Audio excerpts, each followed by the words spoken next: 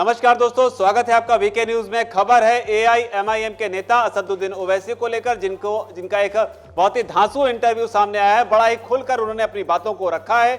अविश्वास प्रस्ताव से लेकर जो उन्होंने गठबंधन का साथ दिया, दिल्ली अध्यादेश के बिल के मामले पर, इसके अलावा भी तमाम मुद्दों पर उन्होंने खुलकर बात की है। सबसे पहले वो तमाम मुद्दे आपको बताते हैं कि आखिर ओवैसी ने तमाम मुद्दों पर क्या कुछ कहा, फिर सर से समझने की कोशिश करेंगे कि आखिर 2024 के चुनाव को लेकर ओवैसी किस दिशा में आगे बढ़ रहे हैं, क्योंकि अपने बयानों में उन्होंने बाकायदा महबूब और महबूबा का जिक्र किया है। G20 के सवाल पर ओवैसी ने कहा है कि जब देश में ऐसे अंतर्राष्ट्रीय कार्यक्रम होते हैं तो गर्व होता है।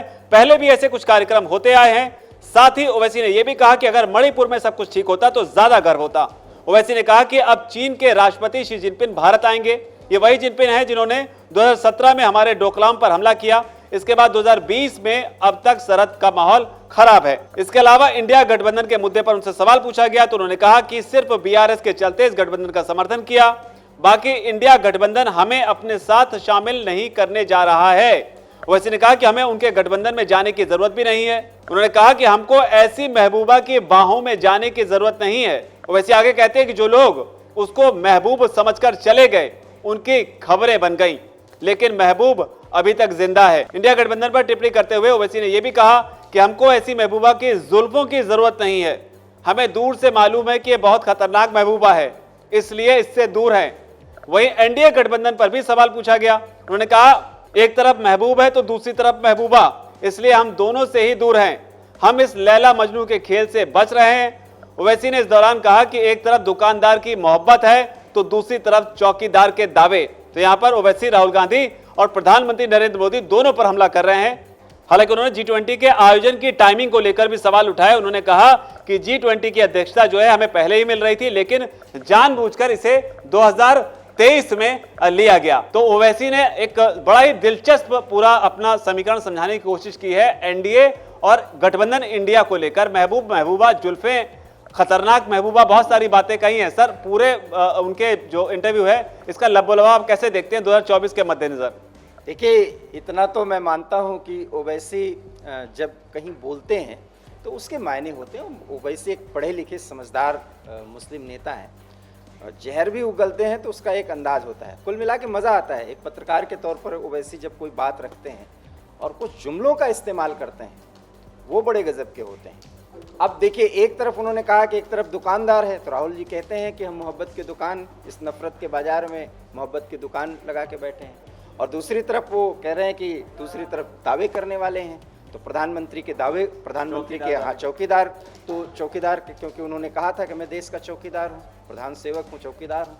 तो कुल मिलाकर के ये जो महबूब और महबूबा वाली बात है, वो मानते हैं कि गठबंधन में, चूंकि उनको इंडिया गठबंधन में कोई तरजीह अभी दी नहीं गई, इस पर टिप्पणी ओवैसी बहुत पहले से करते रहे हैं। और बेसिकली ओवैसी की जो राजनीति है वो यहाँ सेट होती नहीं है, क्योंकि अगर इनके साथ जाएंगे तो कांग्रेस के साथ उनको एसिमिलेट होना पड़ेगा।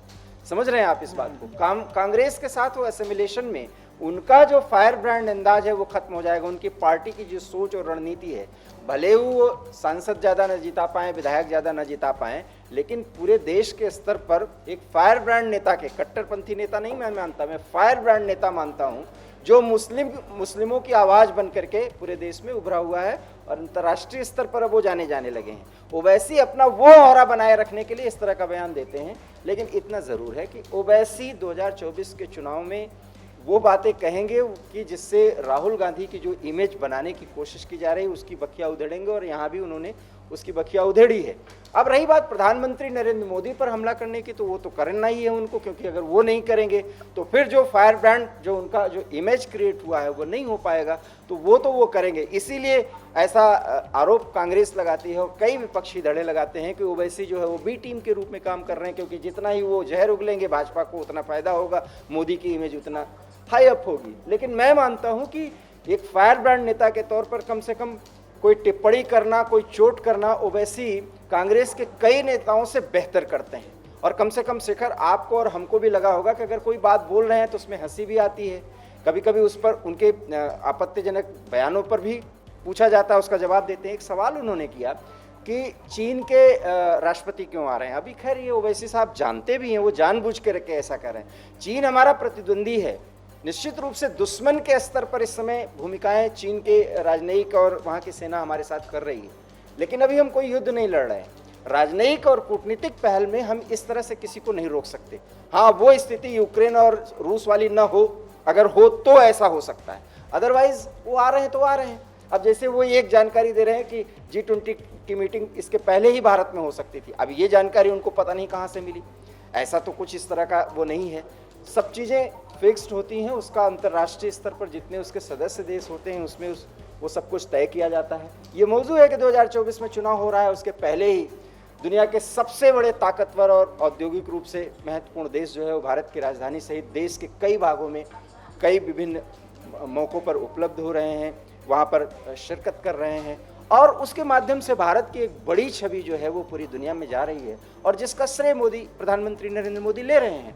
तो इस पर जो टिप्पणी करने का अंदाज है, आप देख लीजिए, ओवैसी फायर ब्रांड हैं, जहर उगलते हैं, लेकिन कुछ सवाल जो उठाते हैं, कम से कम इसे मुझे नहीं कहना चाहिए लेकिन मैं मजबूर होकर कहना पड़ता है कि वो राहुल गांधी से बेहतर अच्छे तरीके से उसको वो कह पाते हैं। इसलिए जो सवाल उठा रहे हैं वो मौजू है, लेकिन उसमें उतना दम नहीं है, लेकिन वो उनकी मजबूरी है कि उस तरह का सवाल उठाएं। तो कुल मिलाकर ये कह सकते हैं कि ओवैसी एक राजनीतिज्ञ के तौर पर राहुल गांधी से कहीं बेटर पॉलिटिशियन है, और इसीलिए जब अपनी बात को रखते हैं तो अपने अंदाज में रखते हैं और उसकी चर्चा भी होती है। हालांकि ये भी बात सर ने बताई कि ओवैसी जितना ज्यादा बोलेंगे या जितना ज्यादा जहर उगलेंगे उसका फायदा जो है वो बीजेपी को ही होगा, और इसीलिए उन्हें बीजेपी की बी टीम के तौर पर देखा जाता है। क्या बीजेपी की बी टीम है ओवैसी की जो पार्टी है AIMM? इस पर आपकी जो भी राय हो उसे नीचे आकर कमेंट सेक्शन में जरूर लिखें। धन्यवाद। VK न्यूज, राष्ट्र के नाम।